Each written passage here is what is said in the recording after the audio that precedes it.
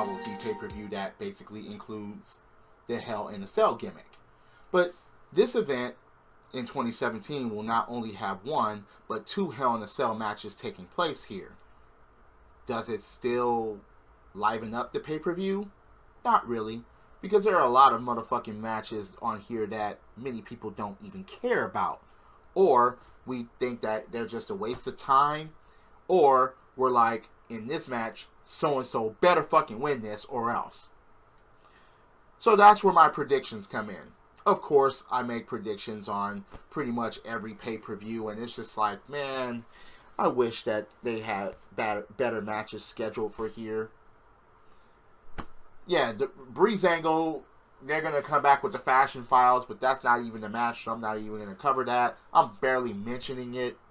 So from pre-show to main event, these are my predictions and thoughts and opinions and maybe rants to WWE Hell in a Cell 2017.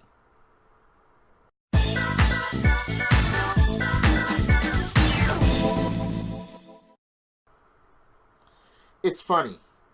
I only like two people in this match. Basically, that's Shelton Benjamin and Chad Gable. I'm not really a Zack Ryder fan, even though they missed an opportunity with him back then when he was getting himself over. But I'm just not a fucking fan of Mojo Rawley. I'm just not. So, of course, I'm going to be very fucking biased with my pick here. At least I'm man enough to fucking admit that I'm going to be very fucking biased with my pick. So, I'm going to go with Shelton Benjamin and Chad Gable here. I mean, it will surprise me if the Hype Bros actually fucking win. But I think this is the beginning of the end of the Hype Bros, and this is going to spark a breakup between these two, because they're unless they do a full-fledged heel turn and then just do whatever they have to do to win, which I don't see why would they put this match on a fucking pre-show if they're going to do that. I mean, it wouldn't make any sense if they're going to put this match on a pre-show and then they show that type of fucked up ass shit. Or that type of match where the match is good, or we see a heel turn, or we see some chair action, or something like that. But I'm thinking that's not going to happen here. So I'm picking Shelton Benjamin and Chad Gable for the win on this pre-show, just to get the crowd hyped up.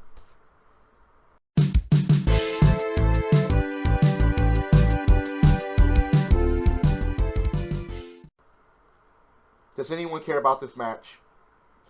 Seriously, does anyone care about this match? I really don't. There's nothing to gain. This feud is not even, it barely even has any meaning. It's just that I'm just looking forward to RKO out of nowhere. And that's it. I'm not even expecting a good fucking match out of these two. This is just going to be a snoring type of match, or a bathroom break, or a sandwich break, or someone goes to the refrigerator, hey, anybody else want drinks over here? You know, that type of shit. Or if your food's not done yet, you can go back to your grill and babysit your barbecue or whatever. That's what this match is for. Bathroom breaks, food breaks, drink breaks, conversation breaks, until the RKO gets hit. And then they show the RKO on the instant replay. That's all really you're going to need, because I think that's all there's going to be. RKO out of nowhere, I'm predicting that Randy Orton wins. And no one really cares about this fucking match. Glorious. No, I won't give in till I'm victorious. And I will defend. So we went from badass Bobby Roode on NXT to this. Of course, they're going to use Dolph Ziggler as a stepping stone for him to at least get to the mid-card level and then maybe to the WWE Championship. But Dolph Ziggler, man, will this be a great match or a good match? It has the capabilities to be. But I'm still just going to think that Bobby Roode is going to get... Okay, it would not make sense for Bobby Roode to lose here, especially the fucking Dolph Ziggler. Dolph Ziggler, at this point, he cares more about his entrance. He said he's going to have a great entrance at motherfucking Hell in a Cell. What is he going to do? Steal the whole Glorious thing? If he comes out the fucking glorious, if he fucking does that, I will laugh. I will laugh, and I'm actually going to fucking predict that right now. He's going to come out the glorious. And then Bobby Roode's going to come out the glorious. I just think that's going to happen, and look, and at the same time, Bobby Roode is going to fucking win. I just don't see anything else to this. Bobby Roode is going to fucking beat Dolph Ziggler at Hell in a Cell 2017. That's my prediction.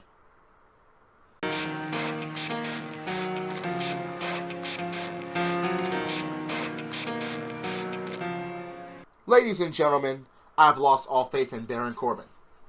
All of it. I could have saw him as a world or mid-carder champion, maybe months ago. Especially when he got the Money in the Bank contract. Or especially when he had his old entrance. When he used to come out and the city used to go dark. And, the white spotlight to red and stuff like that. That was the time. But WWE fucked up and they missed an opportunity here, or he fucked up somewhere and basically he lost this opportunity. I really don't think that he's going to be anything now. So giving him the United States Championship is like, what the fuck for? What the fuck for at this point? What, to pass it on to Ty Dillinger or to pass it on to Bobby Roode? I just don't see, oh God, Baron Corbin as United States Champion. Either they'll hot potato it back to AJ Styles or something else. But as far as I'm concerned, no. I think that they're just going to keep it on AJ Styles. I could be fucking wrong. But even if they do give it to Baron Corbin, what the fuck would the point be?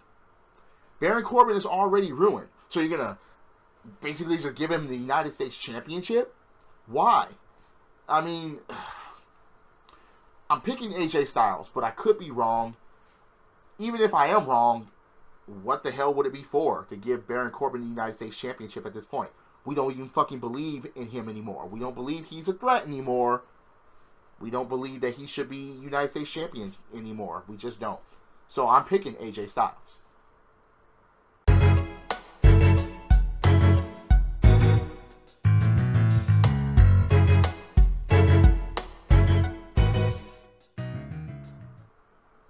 Ladies and gentlemen, this could be match of the night. Not only will it have two teams that's been putting on good matches ever since their feud, but you have this as a Hell in a Cell match. Okay, brutality could take place, but the thing about it is, which of the three New Day are going to be in this match?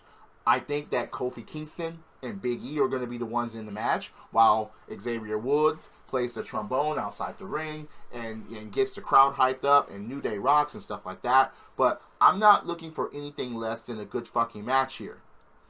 Now, as far as who's going to win, WWE has a habit of hot potatoing titles. But at the same time, the Usos win, where do they go? This rivalry is supposed to end here. The New Day wins. Of course, you can push forward a newly regenerated, Hype Bros for a little bit. Okay, if the Usos win, you can push Chad Gable and Shelton Benjamin toward them. But whoever wins this match, I'm going with the New Day, since I don't like that hot potatoing shit. But, again, I'm just thinking that this match has the capabilities to be match of the fucking night. That's my opinion here. I could be wrong. I'm going with the New Day, but I just want a great match out of these two teams inside Hell in a Cell.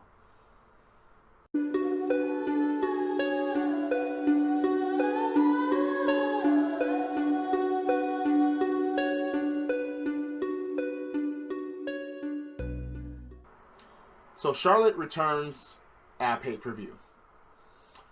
Okay, look, I don't want this scenario to play out. I don't want Charlotte to win and then get cashed in on. I don't fucking want that. Please. I want an unsuccessful cash in by Carmella because she doesn't deserve it. Sorry, she hasn't done anything. If Baron Corbin wouldn't get the World Championship, didn't get the WWE Championship, then fucking Carmella should not get the SmackDown Women's Championship. That's just my opinion. As far as the winner of the match itself, I think they're going to keep it on Natty for a while. I think Natty is going to track meet away. I don't think that Natty is going to win fair and square. I don't think that Natalya is flat out going to beat Charlotte, because that has never, ever, ever happened one-on-one as far as I know. So I think that Natty is going to either get herself disqualified, get herself counted out, track meet away. Therefore, Charlotte doesn't get tainted by a loss to Natalya Neidhart. I do think that Natty is going to keep this belt somehow, but maybe Charlotte will win by countout or DQ. That's my prediction here. But I don't want to see a successful cash-in. A failed cash-in, fine.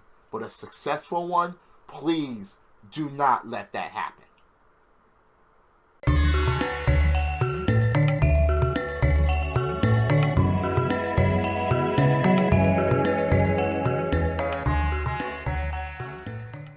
Now, a lot of people think that the time for Shinsuke Nakamura to actually get the WWE Championship has passed. People think that it should have happened at SummerSlam, or people think that he should have had the belt by now. But then again, you know, of course we all want Shinsuke Nakamura to become champion. But no one wanted him to become champion so soon after he just got there. He's barely feuded with anyone, to be honest. Yes, he got put over by John Cena and Randy Orton one-on-one. Let's think about that. Now, they're trying to establish Jinder Mahal, but at the same time, I'm not sure if they can actually stretch Jinder Mahal's reign until Survivor Series or even WrestleMania or like Royal Rumble. I don't think that they can do that successfully, because what other faces can challenge challenge Jinder Mahal until that time? Please. Now look. Many people think that Shinsuke's time has passed as far as getting the title, but I'm going to pick Nakamura to become WWE Champion. Because at least Shinsuke can keep it for like a couple of months and lose it, or like 3 months, or maybe until Survivor Series, or maybe even the Royal Rumble. But to not get it at all, it's like, where would Jinder Mahal, who would challenge Jinder Mahal next? Seriously, who would challenge Jinder Mahal next? What, you're gonna throw Bobby Roode in front of him immediately? Bobby Roode just got there. Dolph Ziggler could, or Kevin Owens could at least challenge Nakamura. But yeah, I'm going with Nakamura here, just because I don't see any other direction that they can take it with Jinder Mahal if he fucking retains.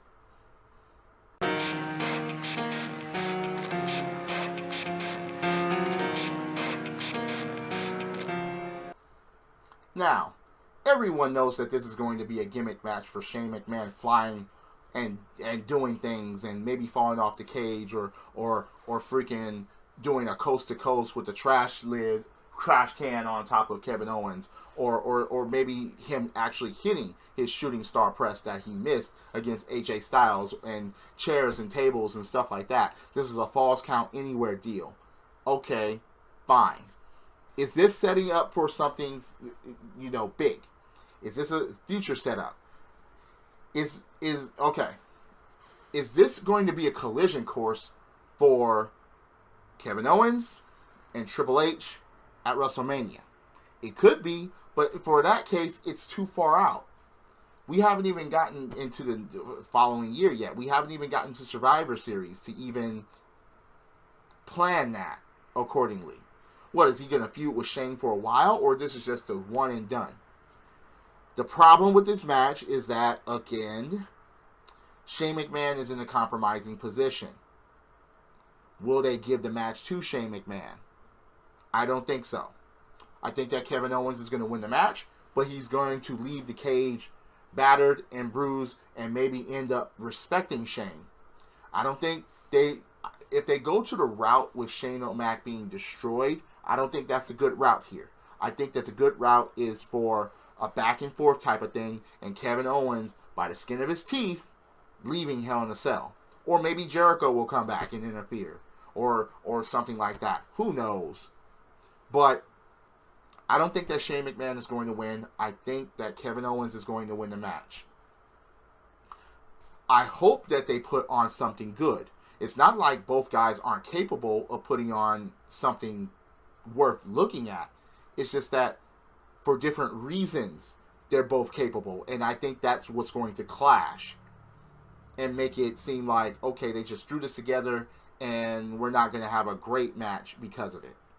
So those are my predictions for Hell in a Cell 2017. I would like to get your predictions. Who do you think is going to win the matches, and what matches do you actually fucking care about? Please leave a comment below, hit that like button, hit subscribe. I'm always open for debate about wrestling. Drop kicks, body slams, throwing motherfuckers over top rope, both feet hitting the floor. Yes, I'm a wrestling fan. This is the theme. And I'll see you later. Credits.